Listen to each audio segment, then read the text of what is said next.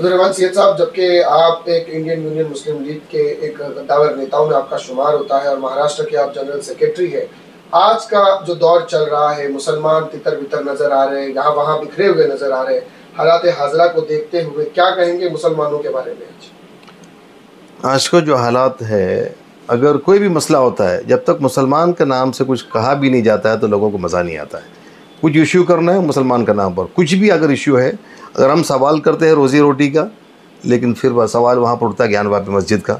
हम सवाल करते हैं मतलब गरीबी हटाने के बारे में, उधर राम मंदिर के बारे में कहा जाता है। कोई भी सवाल का भी हुकूमत के पास कोई सीधा सीधा जवाब नहीं है, सिर्फ़ और सिर्फ हिंदू मुसलमान का अलावा कुछ यहाँ कुछ नहीं चल रहा है। तो ऐसी हालात में जो है हर वक्त जो है कुछ ना कुछ मुसलमानों के ख़िलाफ़ साजिश या मुसलमानों के ख़िलाफ़ जुल्म सितम हिंदुस्तान में हो रहा है। आज के हालात ऐसा है, जो लोगों को, जो मेन स्ट्रीम पार्टीज़ को, जो लीडर्स को, चाहे कोई भी धर्म का हो, जो उन्होंने भरोसा दे करके, उनको सपोर्ट करके उनको लीडर्स बनाया है, आज ऐसे कोई भी वक्त पर जो है मुसलमानों के लिए आवाज़ उठाने के लिए कोई नहीं है। मुसलमानों के लिए आवाज़ उठाने के लिए भी वो या तो उनमें हिम्मत नहीं, या तो वो डरे हुए हैं। क्यों? ईडी आ जाएगा, क्यों? मामला क्या है? मामला इसलिए है कि करप्शन इस कदर बढ़ चुका है। सियासत का नाम से जो नौजवान है वो डरते हैं, क्योंकि सियासत को गंदा समझते हैं। सियासत सही मानों में सियासत कोई कर नहीं रहा है, इसीलिए मुसलमान दर बदर भटक रहा है। मुसलमान का लीडरशिप ख़त्म हो चुका है।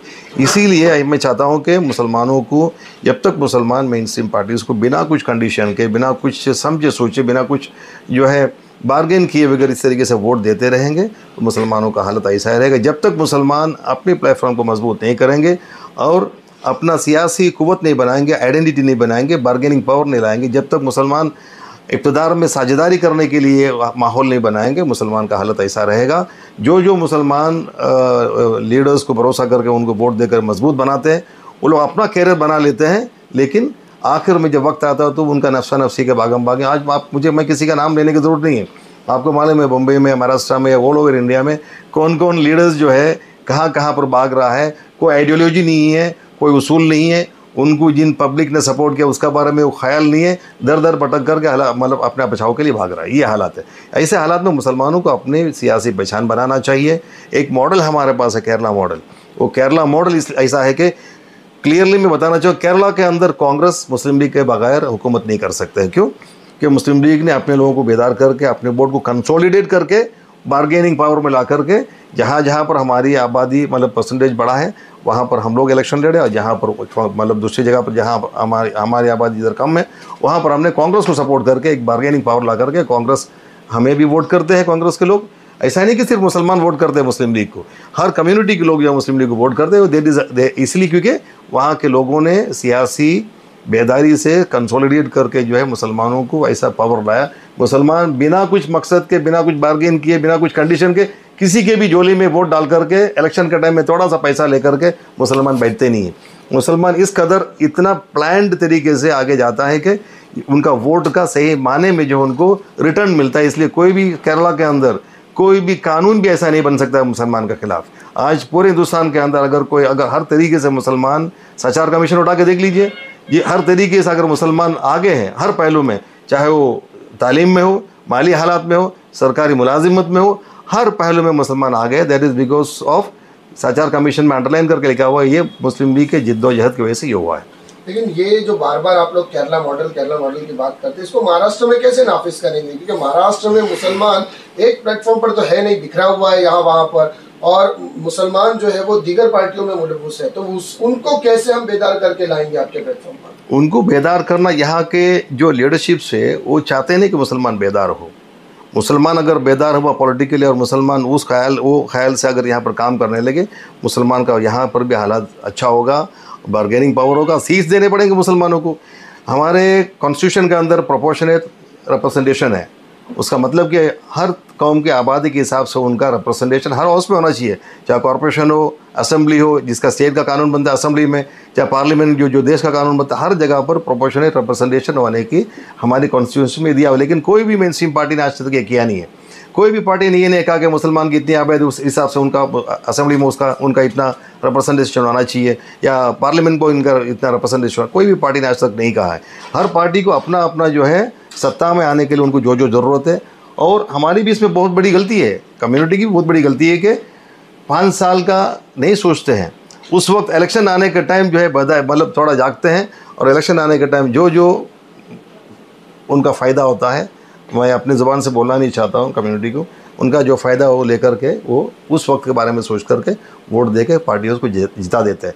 ना उनका साथ में कुछ बार्गेनिंग होता है, ना उनका साथ में अंडरस्टैंडिंग होता है, ना उनका साथ में कोई बैठ के बातचीत होती है। हम आपको वोट दे रहे हैं, उसके बदले में हमें हमारे एजुकेशन के मैटर में, हमारे हेल्थ और इंफ्रास्ट्रक्चर के बारे में, हमारी फैसिलिटी, हमारे इलाके में कम से कम ये फैसिलिटी चाहिए, ये सब बातें नहीं होती है। और मुसलमान बिना कुछ कंडीशन के वोट दे करके वो उसको ख़त्म कर देते हैं। इसीलिए जो है चेंजेस नहीं आते। केरला के अंदर, केरला मॉडल के बारे में इसलिए बोल रहा हूँ कि केरला के अंदर एक केरला की हिस्ट्री है। आज हिंदुस्तान का सबसे बड़ा लिटरेट स्टेट जो है केरला है, और केरला के लोग जो है पूरे दुनिया में बिखरे हुए हैं। पूरे नासा में तो केरला के लोग काम कर रहे हैं। ये इतनी बड़ी मतलब अचीवमेंट नहीं तो क्या है। That is why Kerala is a model. आप अक्सर ये जो केरला मॉडल्स अभी आपने कहा, केरला में कांग्रेस मुस्लिम लीग के बगैर हुकूमत नहीं बना सकते, लेकिन एक वक्त तो था कि मुंबई महाराष्ट्र में मुस्लिम लीग काफी मजबूत थी। उस समय से लेकर आज तक इतना अरसा गुजरने के बाद आप लोगों ने फिर पार्टी को स्टैंड क्यों नहीं किया यहाँ पर? हम कोशिश में है। देखिए हम लोग, अभी आपने कहा कि मुझे साफ सियासत का अवार्ड मिला, थोड़ी देर ये आपका सामने है। हम पॉलिटिकल पार्टीज अलग अलग तरीके से चलता है। फंड चाहिए लोगों को, कोई भी इसमें कोई भी पार्टी में बुलाने से पहले पूछा हमें क्या मिलेगा। जो लोग हमें क्या मिलेगा ये सवाल करते हैं, वो दूसरों को दे क्या सकते हैं। इसलिए हम एक नया सिस्टम कायम करने की कोशिश कर रहा है। और आज के सिचुएशन में इतना आसान नहीं है मुस्लिम लीग को यहाँ पर मजबूत करना, क्योंकि हर पॉलिटिकल पार्टीज़ जो है, आपने अभी इलेक्ट्रल बॉन्ड के बारे में सुना होगा, कितना पैसा मिला है बीजेपी को? 6500 करोड़ से ज़्यादा पैसा मिला है इलेक्ट्रल बॉन्ड के हिसाब से। और ये एक नया तरीके से यही कहा गया था कि हिंदुस्तान से जो है ब्लैक मनी ख़त्म करेंगे, और अभी लोग कहते हैं कि ये ब्लैक मनी का नया एक तरीका है ब्लैक मनी लेने का। इस हिसाब से पॉलिटिकल पार्टीज़ के बाद इतने अरबों करोड़ों रुपया है, उसके अंदर मुस्लिम लीग गरीब पार्टी है। मुस्लिम लीग जो है, मुस्लिम लीग के जो लीडर्स है साफ़ सुथरे लोग हैं, और वो लोगों को सही तरीके से हलाल हराम के हिसाब से जो एक करके अगर काम करना तो बहुत मुश्किल चीज़ है। और ये आहिस्ते से हक की तरफ जब कोई बढ़ता है तो ऊपर वाले की उसको मदद होता है। और इंशाल्लाह आप देखेंगे कि इंशाल्लाह नियर फ्यूचर में मुस्लिम लीग महाराष्ट्र में और बाकी जगहों पर मजबूत होगा। हमारे नेशनल कमेटी ने अभी दिल्ली के अंदर कायदा मिल्लत सेंटर, कायदा मिल्लत वो है जो मोहम्मद इस्माइल साहब जिन्होंने हिंदुस्तान में पार्टीशन के बाद दोबारा मुस्लिम लीग को कायम किया, उनके नाम से दिल्ली के अंदर हेडक्वार्टर्स बन रहा है, जिससे जो है पूरे नॉर्थ बेल्ट में, हिंदी बेल्ट में मुस्लिम लीग ग्राउंड लेवल पर इंशाल्लाह पार्टी को मजबूत करेंगे, लोगों को बेदार करेंगे, एजुकेशन के मामले में नौजवानों को आगे बढ़ाएंगे। और उसका साथ साथ में ये ऐसा नहीं कि फिर ओनली मुस्लिम कम्युनिटी को, we always trust on the national integration, हर कम्युनिटी को लेकर के चलते हैं।